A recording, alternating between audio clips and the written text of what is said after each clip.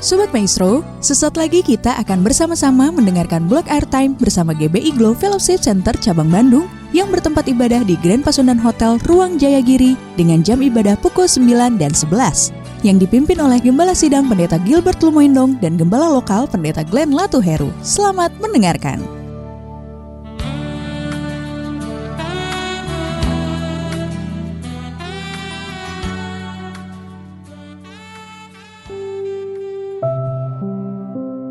Selamat malam Sobat Maestro yang dikasih dalam Tuhan. Puji Tuhan, saya bersyukur karena malam hari ini kembali boleh menyapa Sobat Maestro dimanapun Sobat Maestro berada mendengarkan siaran malam hari ini. Dan saya tetap terus berdoa supaya setiap kita ada dalam kasih karunia Tuhan, ada dalam kekuatan, pengurapan dari Tuhan, sehingga pada akhirnya setiap kita tetap terus berjalan dalam sukacita, tetap berjalan dalam kekuatan yang Tuhan berikan. Karena di hari-hari ini adalah hari-hari yang terakhir di mana kita tetap terus berjuang, kita tetap terus harus maju, tetap terus harus semangat dalam menghadapi segala situasi apapun. Betul ada tantangan di hadapan kita, betul ada masalah di hadapan kita, betul ada pergumulan di hadapan kita. Namun kita adalah orang-orang yang sudah diurapi dengan Roh Kudus Tuhan, sehingga akhirnya kita mengerti orang yang diurapi mungkin tidak akan mengalami semuanya menjadi baik, tapi kita percaya orang yang diurapi akan selalu keluar sebagai orang-orang yang menang. Betul apa yang dikatakan Daud, bahwa aku tahu sekarang bahwa orang yang diurapi Tuhan akan melihat kemenangan. Aku tahu sekarang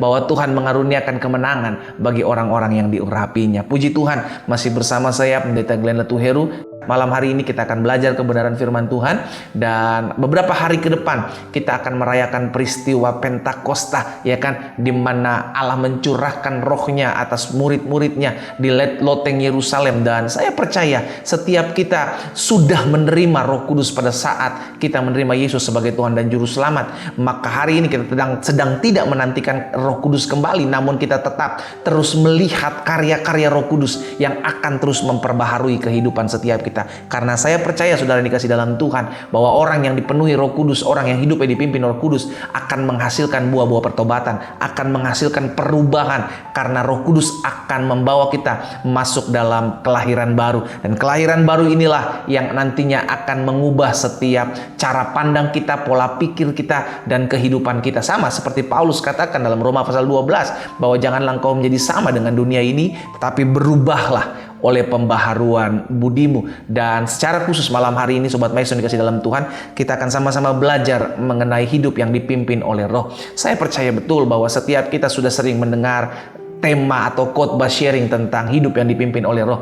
Tapi saya kembali terus mengingatkan bahwa setiap firman Tuhan yang kita dengar akan mendapatkan rema ketika kita membuka hati kita, ya kan? Yesus bilang, barang siapa lapar dan haus akan kebenaran, maka kepadanya akan dipuaskan. Nah, malam hari ini kita akan belajar kebenaran firman Tuhan yang saya ambil dalam Yohanes pasal yang ke-14 ayat pertama sampai dengan ayat 11. Sebelumnya kita berdoa, kita datang mohon hikmat dari Tuhan. Biar Tuhan Allah Roh Kudus yang mengajarkan kita segala sesuatunya. Kita tundukkan kepala, kita berdoa. Bapa, terima kasih buat malam hari ini, buat kasih setia Tuhan, buat anugerah Tuhan atas hidup kami. Kami sadar betul di luar Tuhan kami tidak bisa berbuat apa-apa. Tuhanlah yang mengerjakan dalam kami setiap keinginan kami. Tuhanlah yang menolong dan menopang kami untuk kami melakukan segala apa yang Tuhan mau untuk kami kerjakan. Sehingga malam hari ini secara khusus Bapa, Tuhan tolong kami sehingga setiap firman yang kami dengar, Tuhan berikan kami roh hikmat dan wahyu sehingga kami mengerti akan kebenaran, dan biarlah kebenaran itu yang memimpin hidup kami. Bicara bagi masing-masing kami ya Allah. Di dalam nama Yesus Tuhan kami berdoa dan kami bersyukur. Haleluya. Amin, amin. Puji Tuhan. Yohanes pasal 14 ayat pertama sampai dengan ayat 11. Kita belajar sama-sama tentang Yesus yang dipimpin oleh Roh, dibawa ke padang gurun. Maka Yesus, ayat pertama, maka Yesus dibawa oleh Roh ke padang gurun untuk dicobai iblis.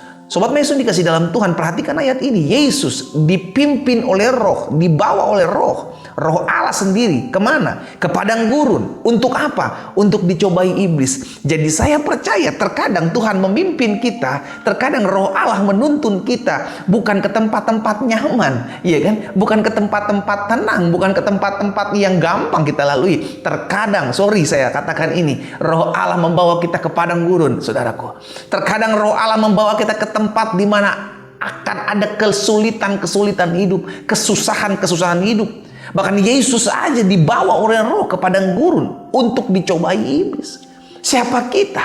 Iya kan, sehingga kita tidak bilang kita bilang kita nggak mau dibawa ke padang gurun, kita nggak mau dibawa ke tempat-tempat yang sukar, kita hanya mau di tempat yang nyaman, kita hanya mau di tempat yang enak. Sudah dikasih dalam Tuhan. Terkadang Tuhan menuntun kita, terkadang Tuhan membimbing kita ke tempat-tempat yang memang tidak kita sukai. Kenapa? Karena untuk itu tempat itu dijadikan Tuhan untuk menguji sebagai dapur ujian, untuk mengasah kita, untuk mendewasakan kita, untuk mendidik kita. Sehingga pada akhirnya kita tetap terus mengandalkan Tuhan, tetap terus menaruh pengharapan kepada Tuhan. Karena kalau tempat nyaman, tempat tenang, akhirnya kita terlena. Sehingga kita lupa bahwa kita perlu masalah, kita perlu tantangan, kita perlu pergumulan, kita perlu rencana-rencana orang jahat, dalam tanda kutip, untuk membuat kita tetap terus mengandalkan Tuhan. Alkitab terus katakan, maka Yesus dibawa oleh Roh ke padang gurun untuk dicobai iblis. Jadi saudara dikasih dalam Tuhan, Allah mengizinkan ini kepada Yesus, dibawanya kepada padang gurun untuk dicobai iblis. Iya kan? Untuk dicobai iblis, untuk diuji, untuk dididik. Buat apa Yesus diizinkan Tuhan? Supaya kita mengerti kalau Yesus aja dibawa oleh Roh, dipimpin oleh Roh, masuk ke padang gurun untuk dicobai iblis, berarti kita pun akan ada waktunya dibimbing, dipimpin, dituntun oleh Roh Allah untuk masuk ke tempat-tempat di mana kita diuji, didewasakan, dimurnikan, dan diproses oleh Tuhan. Ayat yang kedua, dan setelah berpuasa 40 hari 40 malam, akhirnya laparlah Yesus. Lalu datanglah si pencoba itu dan berkata kepadanya, jika engkau anak Allah, perintahkanlah supaya batu-batu ini menjadi roti. Tetapi Yesus menjawab, ada tertulis manusia hidup bukan dari roti saja, tetapi dari setiap firman yang keluar dari mulut Allah. Kemudian iblis membawanya ke kota suci dan menempatkan dia di bubungan bait Allah. Lalu berkata kepada, jika engkau anak Allah, jatuhkanlah dirimu ke bawah, sebab ada tertulis mengenai engkau, ia akan memerintahkan malaikat-malaikat dan mereka akan menatang engkau di atas tangannya, supaya kakimu jangan terantuk kepada batu. Yesus berkata kepadanya, ada pula tertulis, janganlah engkau mencobai Tuhan Allahmu. Dan iblis membawanya pula ke atas gunung yang sangat tinggi dan memperlihatkan kepadanya semua kerajaan dunia dengan kemegahannya. Dan berkata kepadanya, semua itu akan kuberikan kepadamu jika engkau sujud menyembah aku. Ayat 10, perhatikan. Maka berkatalah Yesus kepadanya, enyahlah iblis, sebab ada tertulis, engkau harus menyembah Tuhan Allahmu, dan hanya kepada dia sajalah engkau berbakti. Lalu iblis meninggalkan dia dan lihatlah, malaikat-malaikat datang melayani Yesus. Saudara dikasih dalam Tuhan, setiap kita akan masuk dalam tahapan ujian demi ujian. Kapan pengujian Yesus dimulai? Ketika Yesus mulai melayani. Ketika Yesus mulai merasa lapar karena berpuasa 40 hari 40 malam. Apa yang ditawarkan pertama kali oleh iblis? Roti. Bicara tentang kebutuhan yang dibutuhkan Yesus pada saat itu apa? Yesus perlu makan. Pada saat itu Yesus lapar, sedang habis berpuasa 40 malam. Iblis menawarkan batu, saudaraku. Ubahlah batu-batu ini menjadi roti. Bisa nggak Yesus ubah batu-batu itu menjadi roti? Bisa. Namun ingat, dia tidak mau diperintah oleh iblis. Perhatikan saudaraku, kalau suatu hari kelak engkau diperhadapkan dengan keadaan yang di sisi lain engkau bisa berbuat jahat, namun di sisi lain engkau masih tetap bisa bertahan dalam pengharapan, engkau masih bisa bertahan dalam firman Tuhan. Pesan saya sebagai rekan sekerja Tuhan, lakukan, tetaplah dalam pengharapan kita kepada Tuhan. Mungkin ada penawaran-penawaran, karena sifatnya iblis hanya bisa menawarkan, iya kan? Ayo buka situs cabul, ayo berzina, ayo selingkuh. Penawaran-penawaran ini setiap hari dilemparkan oleh iblis kepada saudara dan saya. Karena Alkitab jelas katakan, iblis seperti singa mengelilingi kita. Setiap saat dia ada di sekitar kita, berusaha mencari kelemahan kita, berusaha mencari kelalaian kita, sehingga pada akhirnya jika kita lemah, jika kita lalai, kita buka celah. Saat itu dia masuk, dan ketika dia masuk, dia akan menghancurkan hidup kita. Makanya cara masuk iblis selalu saya bilang sederhana. Dia tidak perlu pintu yang besar untuk masuk dalam kehidupan seseorang. Dia cukup buka celah yang kecil dalam kehidupan. Makanya Yesus bilang kan, jika engkau melihat wanita dan engkau berpikir dalam hatimu, engkau menginginkannya dalam hatimu, engkau sudah berzina dalamnya. Itu celah kecil, saudara. Engkau belum melakukannya, engkau hanya berpikir saja, engkau hanya melihatnya dan engkau menginginkannya dalam hati, engkau sudah berzina. Itu yang dikatakan Yesus sebagai celah kecil. Dan hati-hati, iblis pintar, iblis licik. Sehingga pada akhirnya ketika Yesus lapar, iblis tahu, maka dia apa? Menawarkan batu. Dia tidak menawarkan roti. Kenapa? Karena iblis nggak bisa apa? Mencipta. Iya kan? Iblis memaksa Yesus, menjebak Yesus. Apakah iblis tidak tahu Yesus adalah Tuhan? Tahu. Namun ini yang mesti terjadi. Iblis pun dalam kendali Tuhan, saudara yang dikasih dalam Tuhan. Sehingga pada akhirnya apa? Dibuatlah, ya kan? Mengajak iblis membuat Yesus, memancing Yesus untuk mengubah batu ini menjadi roti. Namun apa yang Yesus bilang? Manusia tidak hidup dari roti saja, tetapi dari setiap firman yang keluar dari mulut Allah. Nah, saudara dikasih dalam Tuhan, biasanya ujian pertama kali, pemurnian pertama kali saudara dan saya adalah di tempat di mana kita paling lemah.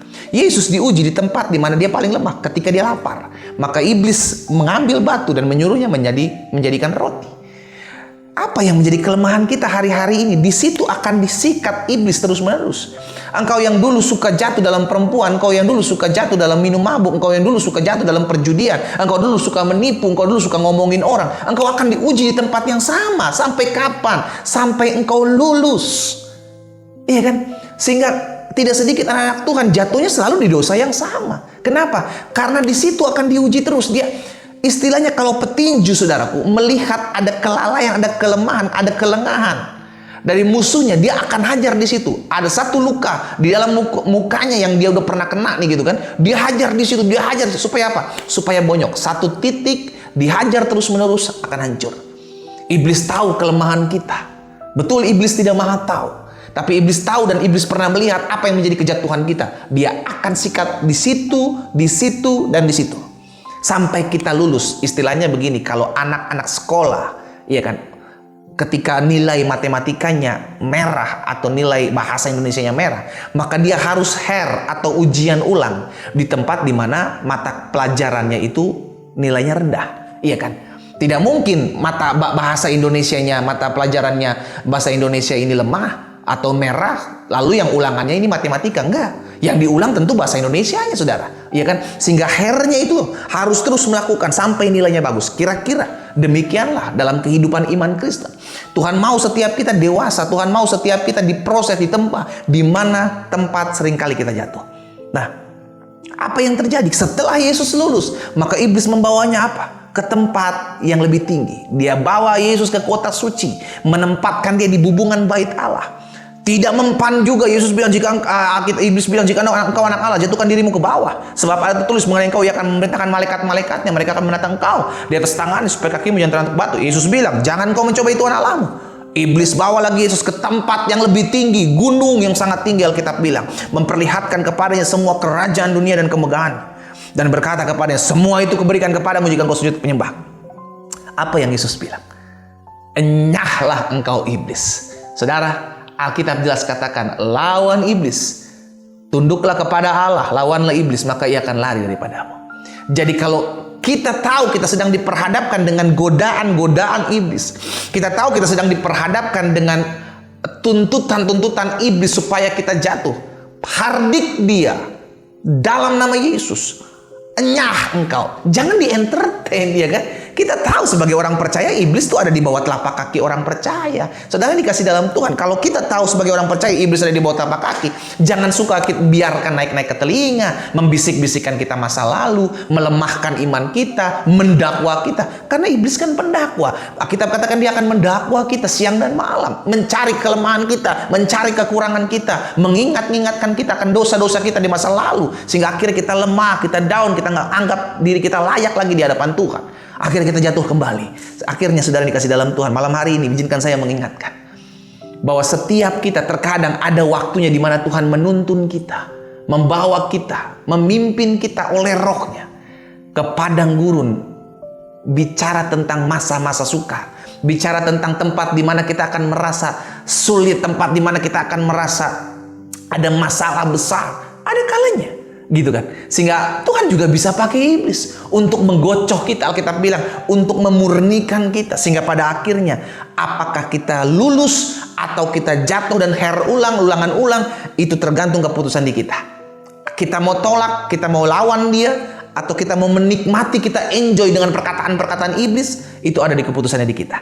Jadi saya pelajari malam hari ini, orang yang hidupnya dipimpin oleh Roh Kudus, orang yang hidupnya dituntun oleh Roh Kudus, Betul, dia masih bisa diarahkan masuk ke dalam kekelaman, masuk dalam kesedihan, masuk dalam masalah dan tantangan, tetapi akan selalu mengalami kemenangan. Amin, saudaraku. Jadi it's okay kalau Roh Kudus mengarahkan kita, menuntun dan memimpin kita masuk ke dalam masa-masa yang sukar. Memang ada hal-hal yang terjadi di luar kendali kita, tapi izinkan saya mengingatkan hal ini. Tidak ada sesuatu yang terjadi di luar kendali Tuhan. Semua terjadi dalam kendali Tuhan, dan kalau semua terjadi dalam kendali Tuhan, maka kita aman, kita tenang, karena kita tahu kita tidak pernah dibiarkannya berjalan seorang diri. Nah, jadi saya pelajari, kita yang hidupnya dipimpin oleh Roh. Saudara yang dikasih dalam Tuhan, berbeda. Orang yang hidup oleh Roh dengan hidup dipimpin oleh Roh jelas berbeda. Paulus bilang, jika engkau hidup oleh Roh, baiklah hidupmu juga dipimpin oleh Roh. Dengan kata lain, hidup oleh Roh maksudnya apa? Dulu kita mati secara rohani. Kita tidak mengenal Kristus, kita jauh dari keselamatan. Namun ketika kita diselamatkan, kita mengenal karya keselamatan, kita mengenal Yesus secara pribadi, kita hidup oleh Roh. Roh kita kembali diberikan hidupan. Iya kan? Dan setelah kita memiliki Roh Kudus, langkah berikutnya, maukah kita dipimpin oleh Roh? Hidup oleh Roh dan dipimpin oleh Roh berbeda. Kita hidup oleh Roh, dari kita mati Roh, kita menerima Yesus, maka kita hidup oleh Roh. Hidupku, Paulus bilang, yang kuhidupi sekarang ini dalam daging, bukan lagi aku, melainkan Kristus yang hidup dalam aku. Namun untuk dipimpin oleh Roh, itu perlu perjuangan. Dipimpin oleh Roh, itu perlu apa? Pengendalian diri. Makanya kalau kita lihat, kok bisa berbeda? Iya, buktinya ada orang-orang menyembah di gereja, itu hidup oleh Roh. Datang kepada Tuhan, itu hidup oleh Roh. Namun hidupnya masih kasar sama istri, hidupnya masih kasar sama suami, hidupnya masih suka nipu. Itu kan gak dipimpin oleh Roh namanya, saudara. Iya kan? Sekalipun kalau menyembah di gereja nangis-nangis, bukan cuma air mata, air telinga, air hidung keluar semua. Tapi ketika keluar gereja, waduh, mulutnya kasar banget. Apakah itu hidup dipimpin oleh Roh? Saya pikir bukan Roh yang memimpin dia, namun kedagingan. Nah, makanya ada sebuah perbedaan antara hidup oleh Roh dengan hidup dipimpin oleh Roh. Nah, saya pelajari, orang yang hidupnya dipimpin oleh Roh, yang pertama, maka dia akan bertindak bijaksana. Bijaksana dalam mengatur mulut, ya kan? Bijaksana dalam mengambil keputusan, bijaksana dalam mengatur waktu. Karena bijaksana didapat dari hikmat. Hikmat didapat dari takut akan Tuhan. Jadi yang pertama, orang yang hidupnya dipimpin oleh Roh adalah orang yang bertindak dalam kebijaksanaan. Yesus dalam keadaan lapar. Orang kalau bicara soal perut, saudara, waduh, ya kan? Makanya selalu saya bilang istri-istri kalau mau ngomong suami tentang masalah, kenyangkan dulu dia dengan makanan. Karena kalau perut kenyang, hati tenang. Iya kan? Kalau laki-laki sudah dengar baik, nih istri-istri dengar baik. Kalau engkau mau bicara masalah sama suamimu, bicara tentang uang sama suamimu, kasih kenyang dulu dia makanan, dia udah kenyang, dia tenang. Lu ngomong apa aja dia dengar sama dia, ya kan? Saudara dikasih dalam Tuhan dengar baik. Yesus dalam keadaan lapar, dia bisa bertindak bijaksana. Dalam keadaan setelah berpuasa 40 hari 40 malam, dia bisa merubah batu menjadi roti di tengah-tengah padang gurun. Bisa untuk makan, mengenyangkan dirinya. Namun dia lebih bertindak bijaksana. Dia menolak perkataan iblis. Jadi orang yang hidupnya dipimpin oleh Roh akan bertindak bijaksana. Iya kan? Bijaksana dalam berbicara kepada suami, bijaksana dalam berbicara kepada istri. Tidak segala sesuatu yang ada dalam pikiran hati kita, kita keluarkan dengan mulut kita.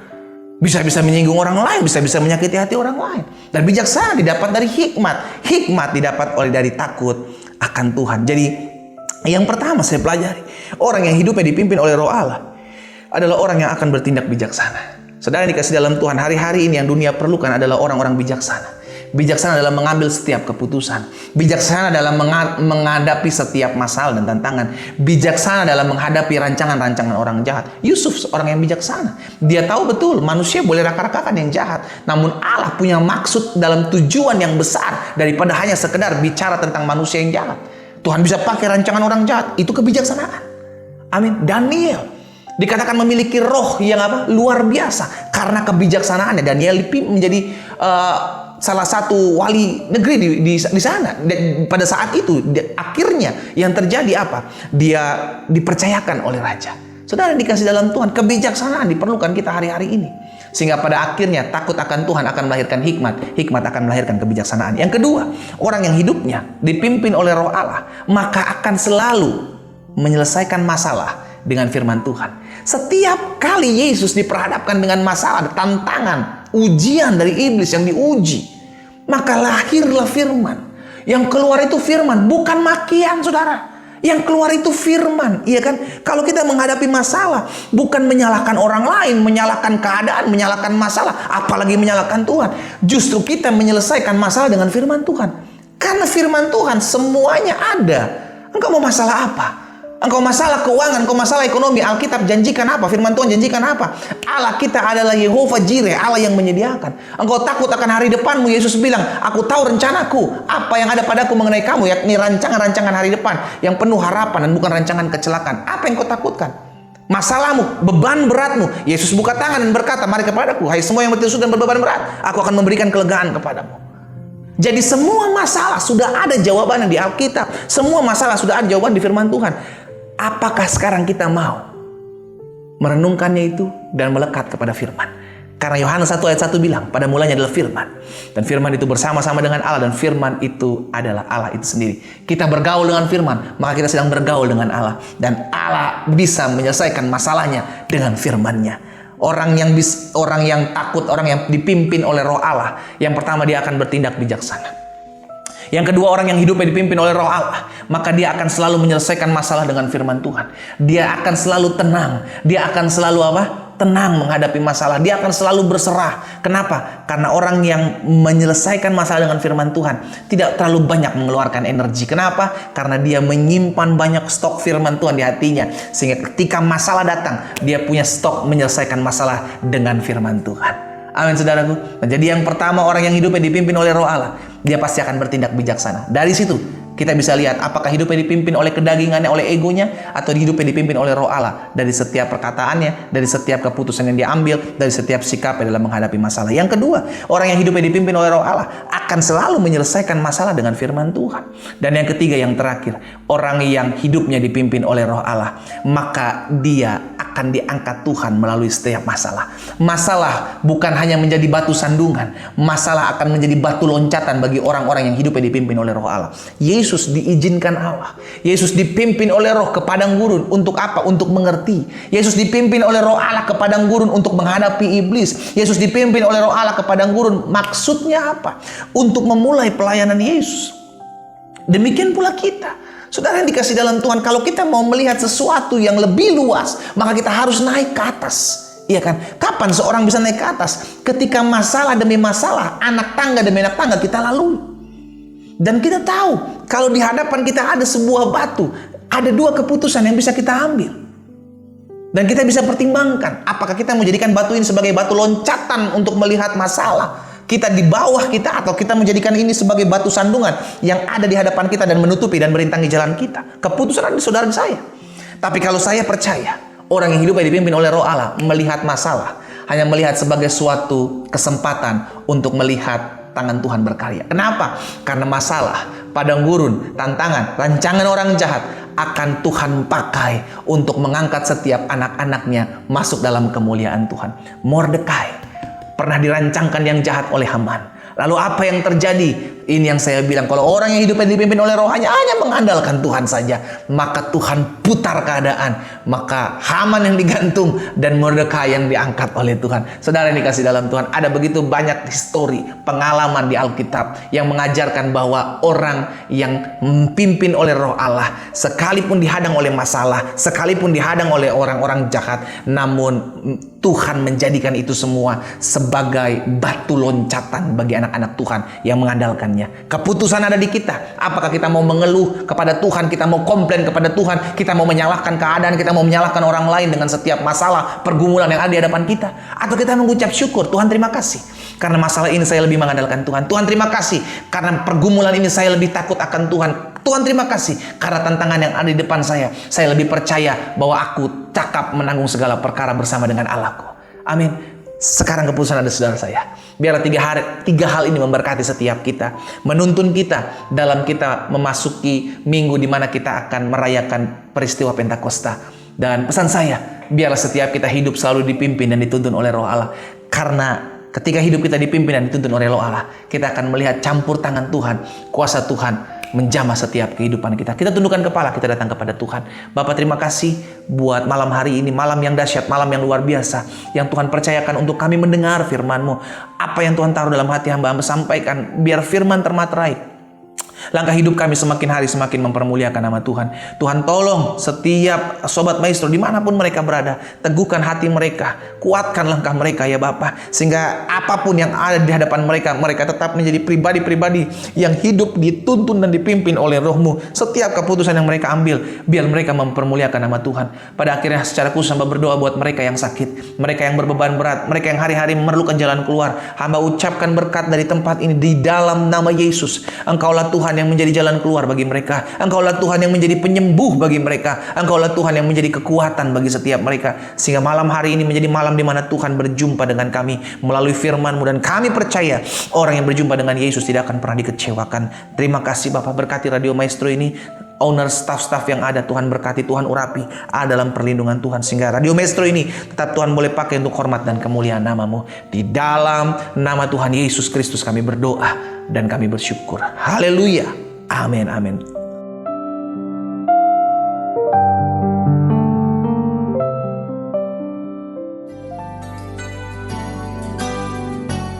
Sobat Maestro, Anda baru saja mendengarkan blog Airtime bersama GBI Glow Fellowship Center Cabang Bandung yang bertempat ibadah di Grand Pasundan Hotel Ruang Jayagiri dengan jam ibadah pukul 9 dan 11. Yang dipimpin oleh Gembala Sidang Pendeta Gilbert Lumoindong dan Gembala Lokal Pendeta Glenn Latuheru. Untuk informasi, doa dan konseling dapat menghubungi Pendeta Glenn Latuheru di nomor 0813 5607 8506. Terima kasih atas kebersamaan Anda dan Tuhan Yesus memberkati.